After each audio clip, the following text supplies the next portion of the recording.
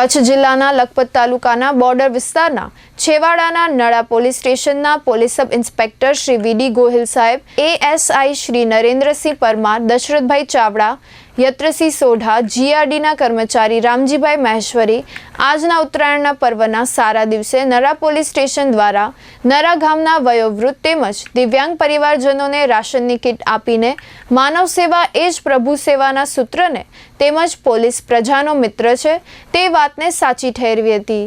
ભુજની સંસ્થાના શ્રી લોક સેવા સાર્વજનિક ટ્રસ્ટના મંત્રી શ્રી હેમેન્દ્રભાઈ જણસારી દ્વારા સેવા યજ્ઞમાં થોડી આહુતિ પણ આપી હતી। આ પવિત્ર ઉત્તરાયણના પર્વ દરમિયાન સેવા કાર્ય કરી લોક ઉપયોગી કાર્ય પોલીસ મિત્રો દ્વારા કરાયું હતું, જે ખરેખર ઉત્તમ બાબત છે। અન્નદાન એ મહાદાન ખરેખર ખૂબ જ ઉમદા સેવાનું કાર્ય નરા પોલીસ સ્ટેશનના સૌ કર્મચારી દ્વારા કરાયું છે।